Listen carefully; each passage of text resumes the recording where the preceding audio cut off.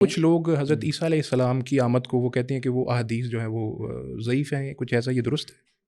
دیکھیں کچھ لوگ تو یقیناً کہتے ہیں، اچھا، لیکن ان کا کہنا تو ہم دلائل کی روشنی میں دیکھیں گے. ٹھیک ہے، ٹھیک تو ہے، نزول عیسیٰ کے ماننے والے جو محدثین ان کی تعداد بہت زیادہ ہے، ٹھیک اس ہے، پر اجماع امت ہے تقریباً. اچھا، تو ہم ظاہر اس کی بات کریں گے. صحیح صحیح صحیح صحیح، تو میں نے ایک مقالہ بھی لکھا ہے جی جی، نزول عیسیٰ علیہ السلام قرآن کریم کی روشنی میں. اچھا. تو خالص قرآن کی روشنی میں جو ہے میں نے اس کا جائزہ لیا ہے. ایک بات یہ کہی جاتی ہے کہ اگر وہ اتنا اہم ایک واقعہ ہے تو اس کا قرآن میں ذکر کیوں نہیں ہے؟ کہ ہے ذکر اس کا؟ دیکھیں قرآن پاک کے جب نازل ہوا جی جی اس وقت حضرت عیسیٰ علیہ السلام کے حوالے سے عیسائیوں میں کچھ نظریات پائے جاتے تھے، جی جی جی جی، جیسے بن باپ کے پیدا ہوئے، بالکل بالکل، اور مختلف کی وہ قیامت کے دن آئیں گے نہیں آئیں گے. تو بہرحال قرآن پاک نے ان کے حوالے سے مختلف نظریات کی واضح بات کی، لیکن نزول عیسیٰ کے حوالے سے اللہ تعالیٰ نے کوئی بیان نہیں دیا قرآن پاک میں، اچھا، یعنی تائیدی کی کہ وہ آئیں گے. باقی ہر خیال کی جو یہودیوں نے قائم کر رکھی تھی اس کی تردید کی، جیسے میرے مقالے میں اس کی نشاندہی ہے. ٹھیک ٹھیک ٹھیک ٹھیک.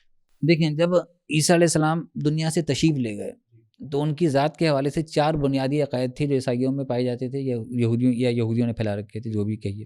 وہ عقائد اربع یہ تھے کہ نمبر 1 بغیر والد کی ولادت ہوئی، عیسائی اسی کے قائل تھے اور یہودی اس کے مخالف تھے. نمبر 2 مصلوب ہو گئے یا ہو کر زندہ ہو گئے. ٹھیک ہے. نمبر 3 الوہیت مسیح، یعنی مسیح کو لوگوں نے معبود بنا رکھا تھا، جی جی، بیٹا بنا دیا خدا کا. اور نمبر 4 رفع الی السماء اور نزول سایات موعودہ.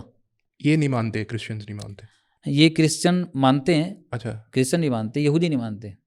صحیح ہے، صحیح. انہوں نے تو مصلوب کر دیا نا. مصلوب کر دیا. جی جی، ٹھیک ٹھیک.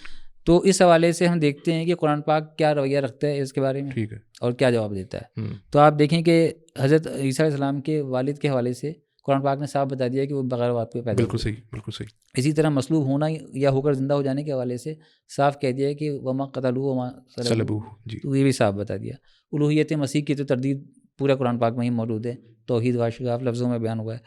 لیکن چوتھی بات کو قرآن پاک نے صریحاً نہیں انکار کیا. ٹھیک ہے. ایک تو ہماری یہی دلیل بنتی ہے، اور پھر بہت ساری آیات ایسی ہیں چند ایک جن سے محدثین نے استدلال کیا، مفسرین نے بھی استدلال کیا ہے کہ وہ نزول ساتھ کے لیے نزول عیسیٰ کے حوالے سے ہی ہے. تو جب ہمارا نظریہ ہے کہ اچھا، سب سے بڑی بات یہ کہ ہم احادیث کے منکر نہیں ہیں، اور احادیث میں اس کا ذکر بہت کثرت سے ہے، یعنی بخاری میں، مسلم میں، اور کتب احادیث میں آپ کو ہر حدیث میں ہی مل جائے گی.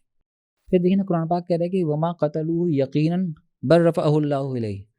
تو یہاں بل کا فائدہ ہی کیا؟ اور بعض لوگ کہتے ہیں کہ رفع کا مطلب جو ہے وہ مراتب، جی جی جی، مراتب کے حوالے سے، ٹھیک ہے، عزت و مرتبت کے حوالے سے.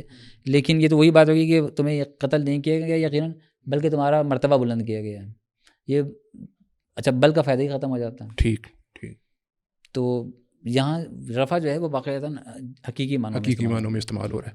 اچھا، یہاں پر ایک تو اور پھر میں یہی عرض کروں گا کہ احادیث سے صحیح موجود ہیں. بالکل ٹھیک، تو اس میں تو شک نہیں ہے.